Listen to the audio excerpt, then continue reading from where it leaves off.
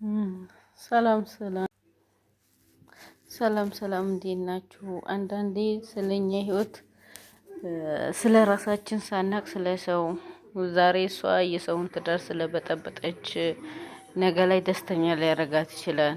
ነገር ግን ነገ እሷ መጨረሻዋ እንደማያምር ጠንቅቃ ታውቃለች። እቺ ባለጌ ቢያንስ እንኳን ባለ እርጉዝ ሴትን ማሳዘን ማለት ምን ማለት እንደሆነ አይገባትም።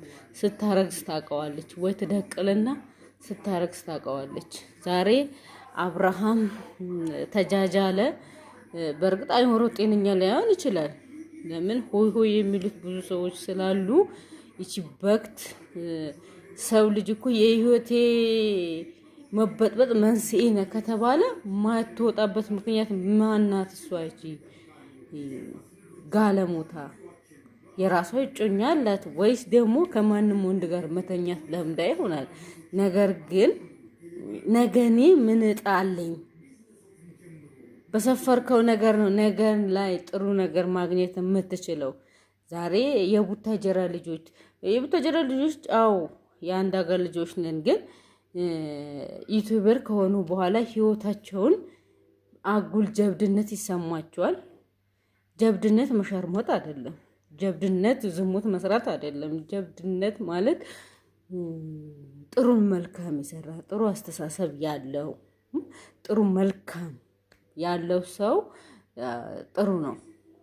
ነገም ጥሩ ነገር ነው የሚገጥመው። ይቺ ህይወቴን በጠበጥሽ ውጪ ተብላ ማትወጣ ርካሽ ቆሻሻ ዛሬም እሰድባታለሁ እኔ። አመናችሁም አላመናችሁም ገና ሀብያ አይቼው በጣም በሩታ ህይወት በጣም ተጨንቅ ያለው ግን የቡታጀራ ልጅ መሆን ያሳፈረችኝ።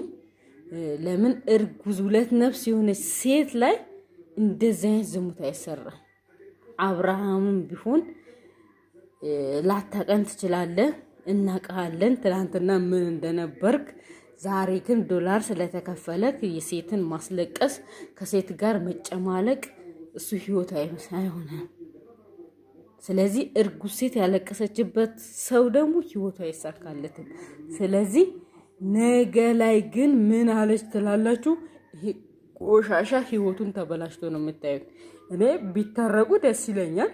ለምን ልጅ አላቸው የሚያገናኝ ነገር ግን በጣም አሳፋረ። ያችን ልጅ ግን ባገኛት ራሱን ይገላታለሁ።